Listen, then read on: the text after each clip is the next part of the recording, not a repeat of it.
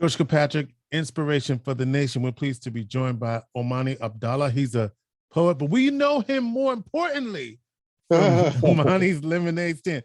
Now, before I'm here to talk to Omani about somebody in the community that we lost, a community treasure. But before we get to that, we must talk about this lemonade and the hot dogs and the stand. So Omani, let's talk about that before we get into the reason why you're here. Okay. Well, I started the hot dog stand, I think it was in 1994 in front of in the Collins parking lot, Collins Barbershop parking lot on Fayette Street. And it mushroomed from that into having a hot dog stand on the south side. Then I had a restaurant, and then I had a booth. I still have a booth at the fair. So it has mushroomed into all those things. And I now live in Spartanburg, South Carolina, but since I've been back here for the last 7 or 8 days, and I've been driving around the city, I see so many Black entrepreneurs with hot dog stands.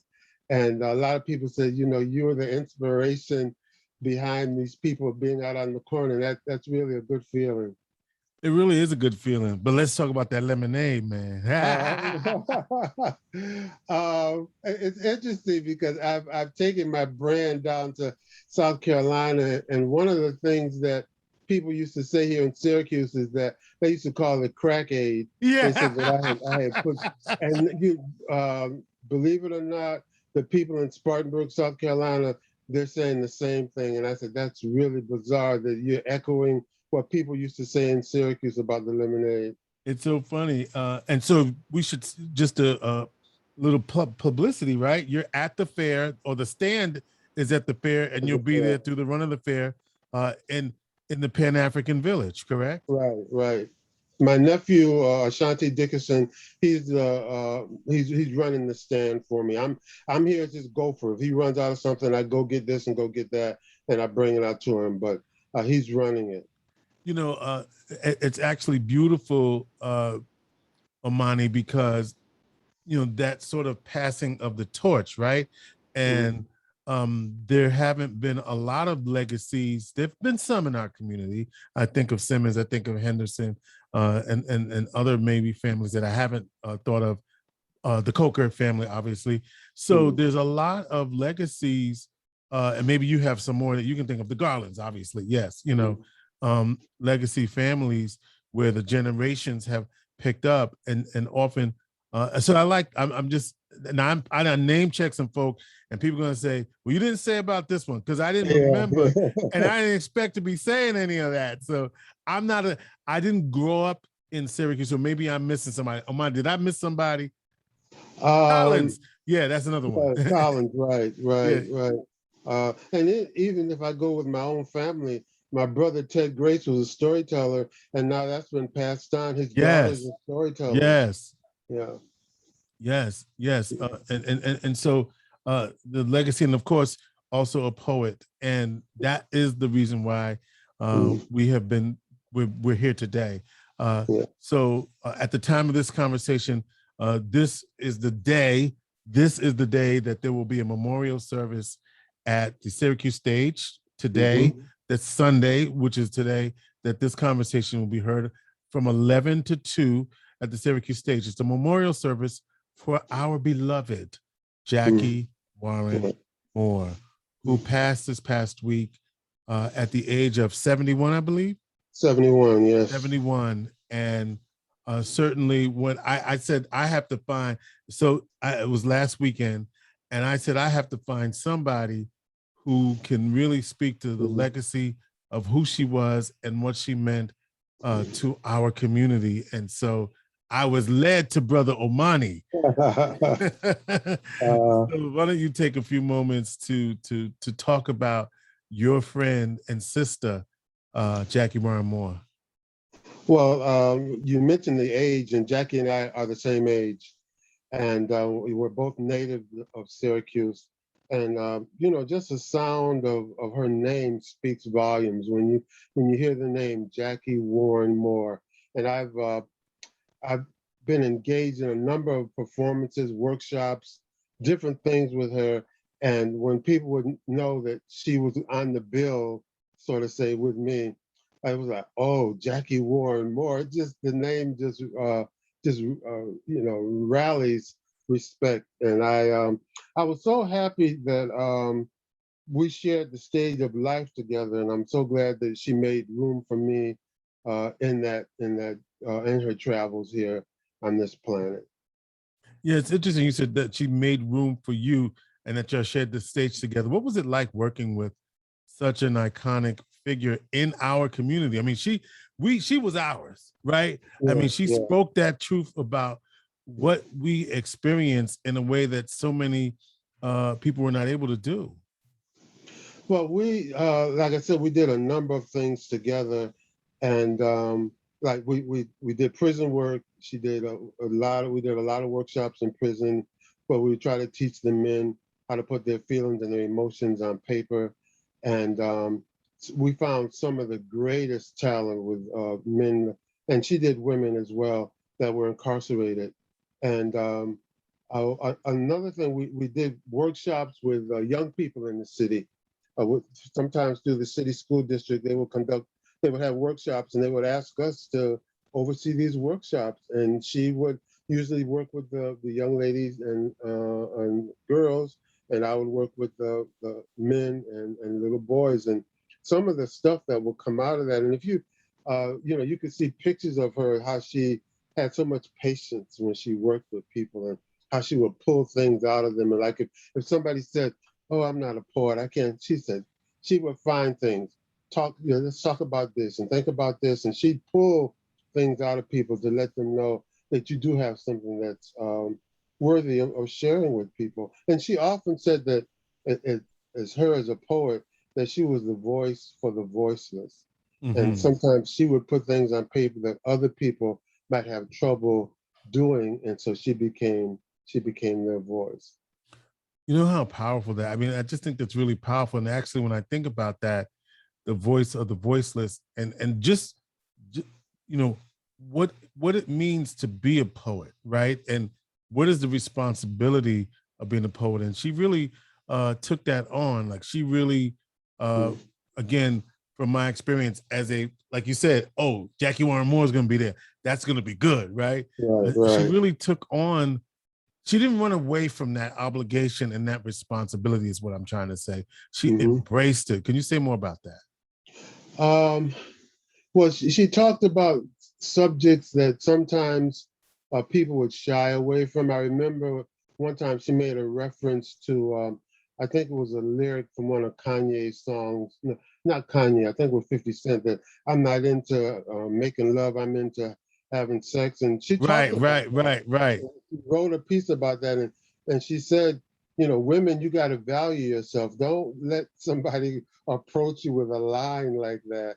And I just was so happy that she articulated that. And a lot of people thought because we were seniors that we couldn't feel where some of where people were coming from with some of the things that they were saying. But she was always on top of what was happening. She never was a step behind. She always knew what was going on, and she would always share her thoughts and opinions on that, and just didn't let it go by. And the young people were really impressed with the fact that she was able to do that.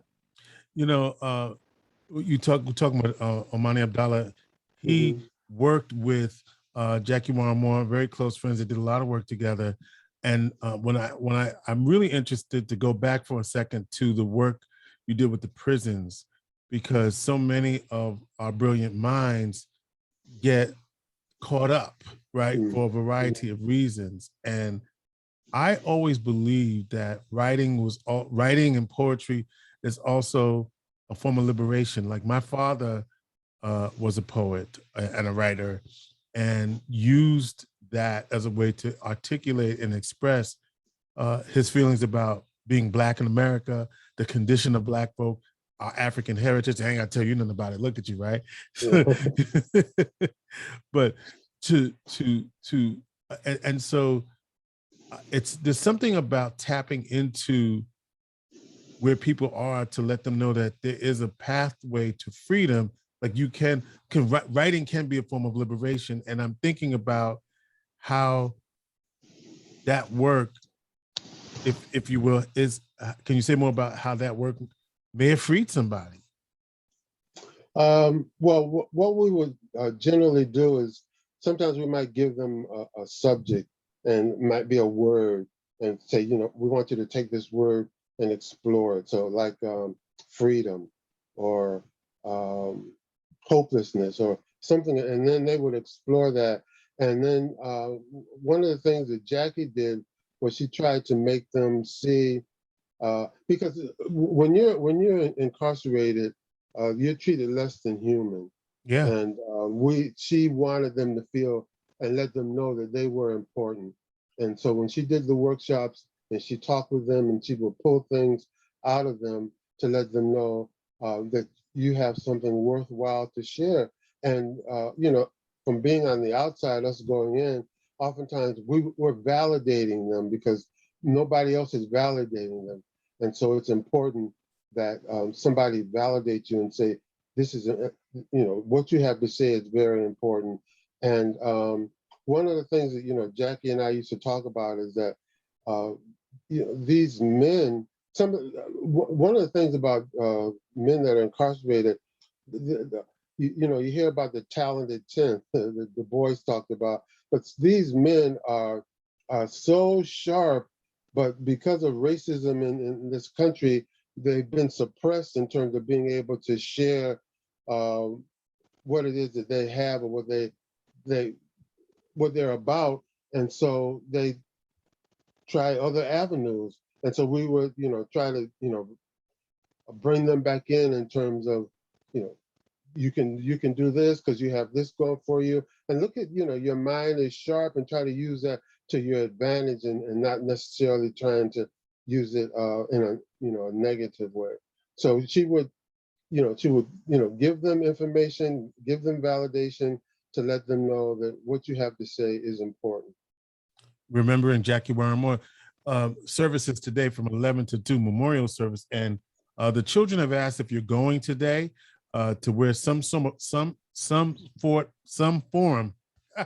blue, some sort of blue as a tribute. And Omani, I'm interested in, well, I mean, we've seen a certain side of, are there sides of her that you could share that really that you really miss? Well, she never held back. Often I remember going to her house in on Valley Drive, and sitting around and just having coffee and tea and talking. And I remember a situation she shared with me once, that she was at a meeting of all these bigwigs and PhDs, and she was offering her opinion on a particular, whatever it was they were discussing. And one of the persons at the meeting turned to her and said, "Excuse me, where did you PhD?" And she said, "I didn't." And I mean, it was hilarious that this person thought you could only have an opinion if you had a PhD, and she put that person in their place and just kept right on moving. What did she mean to you? We were fellow poets. We were parents. We talked about our children. We talked about the direction that poetry was going in. Especially we were happy with the young people and those who were in the slam poetry and so forth. Okay. But that was something that wasn't us. But we didn't knock those that gravitated towards that. We were old school poets, and like we write our poems out.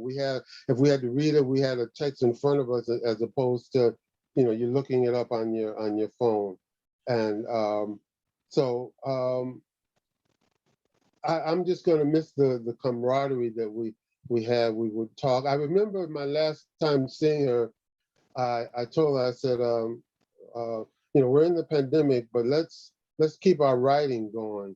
So I said, I'm in South Carolina, so we're going to challenge each other. So I'm going to write a poem, and I'm going to send it to you, and you're going to write one, and I'll send it, and you send it to me, and we critique each other.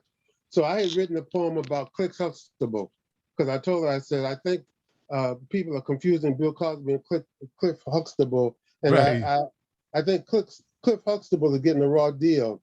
And I said, I want to write something about that because Cliff was he's an icon for us. He's somebody that we looked up to, and we can't let him fall by the wayside. She said, okay, Omani, that's a good idea. So I wrote mine and sent it to her. She said, okay, I'm going to get mine to you. And I never got it. I think she was still Oh, working on it. But so, that was one thing that I'm going to miss. We would critique each other. And, I tell her, I like the way you did this. I like the power of your voice and your delivery on this. And this is going to work really well. And she would do the same for me. You talked about the difference and the great story there. And now I look at Cliff Huxtable a different way, right? Because the idea of that. But when you talked about the difference between slam poetry and the poetry that you do, which is, and so the way I understand it, so for the audience to get it clear, I'm imagining that slam poetry is performed, but also the person who's reading the poem that they wrote down is also somewhat performing it. So I'm trying to understand the delineation between the two. Well, usually with slam poetry, it's a competition because you're trying to outbest the next poet or who's ever in the arena with you. And Jackie and I, we weren't competing with each other. She had her style, I had my style. We complemented one another. We weren't out to see if we could best each other. That wasn't what we were about. Mm-hmm. I know I you don't have know a if that book. answers. You Does have a that book. answer your question? Yeah, yeah. And I know you have a book. What's the name of your book? I've got 6 books. 6. My first book is I Want to Be the Kind of Father My Mother Was. Nobody Eats Fried Chicken Like Black Folks Do. My second book. My third book is This Is Gonna Hurt Me a Whole Lot More Than It Hurts You. I have a book called It Ain't Only Hard Out Here for a Pimp. And I have a book called Stories I Never Got to Tell Aunt Ernestine. And then I have The Very Best of Omani Abdullah. All right, there you go. So yeah, so but you say don't hate, bruh. Don't hate, no. Yeah. Well, Omani, I did ask you if you had something for us regarding remembering our dear sister Jackie Warren Moore, and so this is your own way of remembering her. Yes. Okay. This is called No Words Necessary, and it's for the family of Jackie Warren Moore. One of the greatest gifts our Creator has given us are memories. Use them now to remember all the smiles, the little secrets, the silly stories that you shared with her as a husband, as a daughter, as a grandchild, or a friend. Use them now when you want to feel sorry for yourself. Let the warmth of knowing that you knew this powerful woman bathe you in never-ending memories. Use the memories to help you to traverse through the days and months that lie ahead as your heart grapples with what appears to be unbearable distress and sorrow. Use her memories to share the exuberance she had with others. No words are necessary at this time for me to share with you what I know you're feeling. She was indeed the consummate wordsmith. I'm in a poetic desert searching for a well to hoist up just the right word or words, but I can't find them. No words necessary. Use your imagination to conjure up what the word or words would the essence of Jackie Warren Moore douse you with right now. And no doubt you'll find but pleasant memories. So let her memories be your umbrella of sunshine, always hovering over you to make you smile the way she would want you to. Make her memories do what all the words in the world could never do. On the loss of my friend and fellow poet, Miss Jackie Warren Moore. Thank you. Jackie Warren Moore, Omani Abdallah. He is a friend. He's lost a dear friend, and the community has lost dear friend. And as he said, to the family of Jackie Warren Moore, Andy, and the children, we certainly wanted to take a moment to recognize who your mom has been to us in the community, but obviously not as much as she's been to you all. So today at 11 o'clock at the Syracuse Stage, 825 East Tennessee Street, there will be a memorial service, and the families asked for some shade of blue if you are planning to attend. 11 to 2, 825 East Tennessee Street, a memorial service for the late Jackie Warren Moore. Omani Abdallah, the author of 6 books, thank you, and Thank you. poet and a friend of Jackie Warren Moore. Thank you so much, my Thank friend, you. for coming in and really sharing what she meant to you, but also what she meant to the community, and a little bit of how she transformed and believed in all of us. I'm George Kilpatrick, Inspiration for the Nation.